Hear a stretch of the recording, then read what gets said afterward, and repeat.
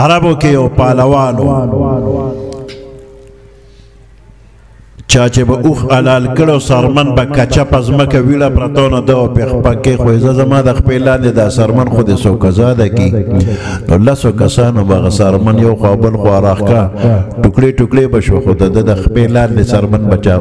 ونه خوځولی شوله دغه پهلوان راغی پیغمبر علیه السلام ته یې ویله وی ماله په کبډي راشه که ما را وپرځولې د پیغمبرۍ نوم به نه هلې چې زه پیغمبر یم او که زه دې را وپرځولم نو زه په تا ایمان راوړم پیغمبر علیه السلام یې را میدان ته شه ګڼ صحابه کرام راغلل او پیغمبر علیه السلام ته منت او زاري کوي ته مه ورځه دا ډېره بې ادبي ده موږ به یو ته به په کبډي ورځې ته مه ورځه پیغمبر علیہ السلام ورته چیلنج یې ما له راکړی تاسو له نه هلکه ایمان به په تاسو راوړي که په ما په تا وایي چې ایمان په ما راوړي چیلنج ما له راکوي خو زه به ورشم تاسو ولې راځئ صحابه کرام یې اخوا کړه میدان د پیغمبر علیه السلام ورغی او لږ ساعت پس پهلوان یې ښکته په ځمکه راوغورځو پیغمبر علیه السلام چې راپاڅېده نو ده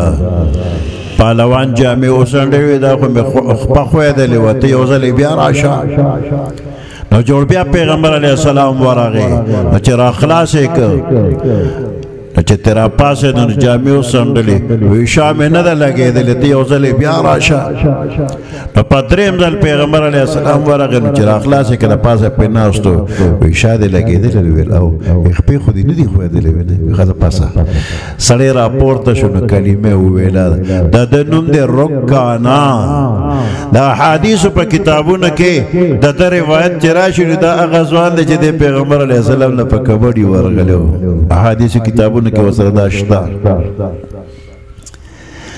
مولانا فضل ربی معدن صاحب په اشعارو کې به دا ویله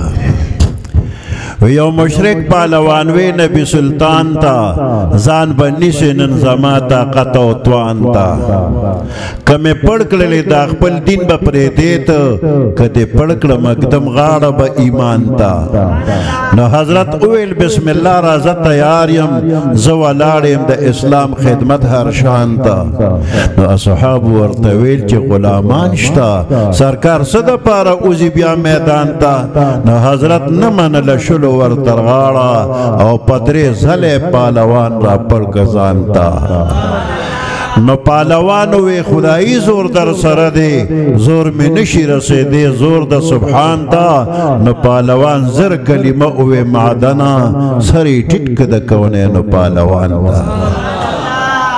نو طاقت هم الله پورا ورکړو